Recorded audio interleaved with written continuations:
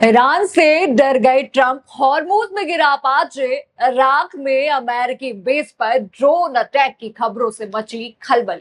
कल तक जो अमेरिका दूसरों को धमका रहा था, आज उसी के हेलीकॉप्टर आसमान से गिर रहे। ईरान के नाम से कांपा वॉशिंगटन। ट्रंप ने भी बदले अपने सुर, वो भी यहाँ पर डर गया है। साफ साफ यहाँ पर दिख रहा है, हॉर्मूज में अपाचे क्रैश, इराक में अमेरिकी ठिकानों पर ड्रोन हमला और ओमान की खाड़ी में टैंकर पर एक्शन। आखिर मिडिल ईस्ट में ये चल क्या रहा है, हो क्या रहा है ये सब। दोस्तों, मिडिल ईस्ट की आग अब सिर्फ इजराइल और ईरान तक सीमित यहाँ पर नहीं दिख रही है। अब इस आग की लपटें सीधे अमेरिका तक पहुंचती नजर आ रही है, क्योंकि ईरान अब पीछे नहीं हटेगा। वो भी यहाँ पर दम लगा चुका है, वो कह रहा है कि वो पीछे नहीं आएगा।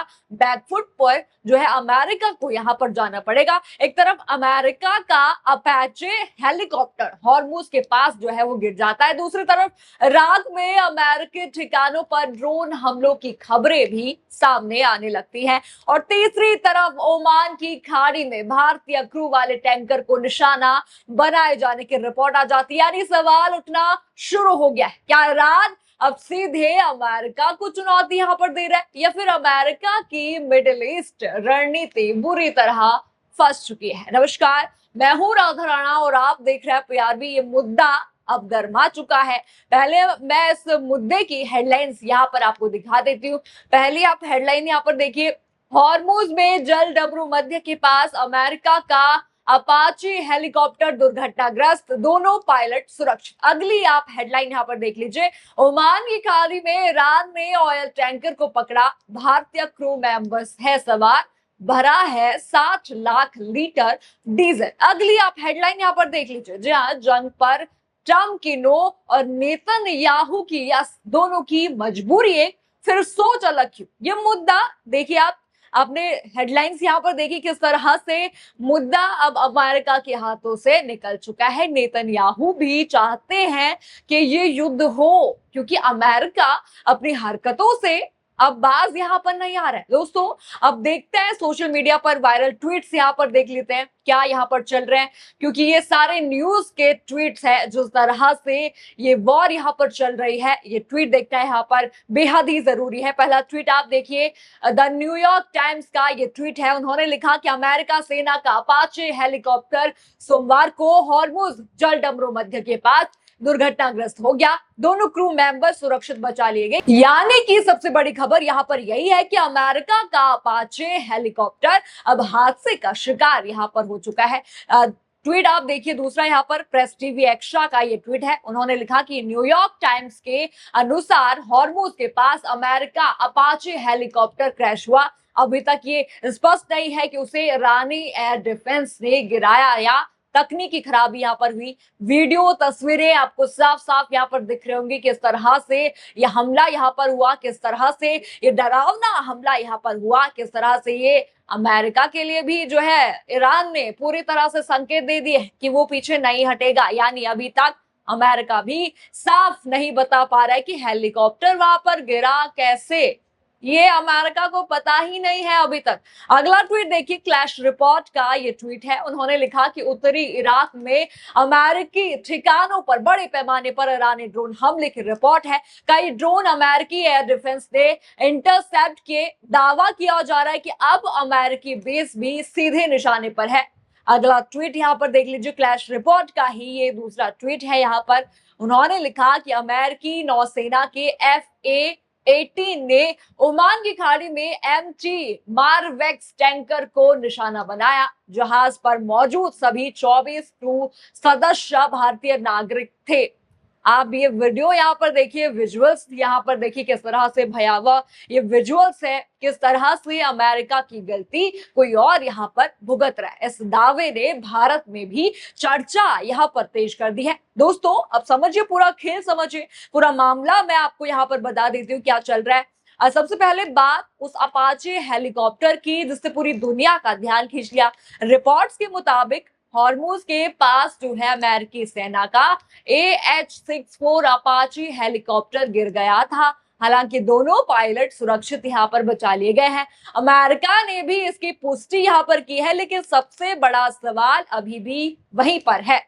गिरा या गिराया गया, ये दो सवाल यहाँ पर आते हैं। क्या ईरान ने इसे गिराया, ये खुद से यहाँ पर गिरा है? जहां तक है ये हमला ईरान ने करा है, साफ साफ यहाँ पर नजर आ रहा है। अमेरिका को अब वो पछाड़ यहाँ पर रहा है, साफ यहाँ पर दिख रहा है, क्योंकि अभी तक अमेरिका ने ये साफ नहीं किया है कि तकनीकी खराबी हुई थी या फिर किस तरह की दुश्मन कार्रवाई हुई थी। और जैसे ही ये खबर जो है सोशल मीडिया पर आई, बाहर आई, वैसे ही इराक से दूसरी बड़ी रिपोर्ट यहाँ पर सामने आ गई। जी हाँ, बड़ा दावा यहाँ पर किया गया कि उत्तरी इराक में अमेरिकी ठिकानों पर बड़े पैमाने पर ड्रोन हमले हुए, यानी जिस अमेरिका को दुनिया की सबसे ताकतवर सैन्य शक्ति कहा जाता है, उसी के ठिकानों पर अब लगातार खतरे की खबरें आने लगी हैं। खतरे की घंटी यहाँ पर अमेरिका के लिए साफ साफ यहाँ पर सुनाई दे रही है। जी हाँ, जिस तरह से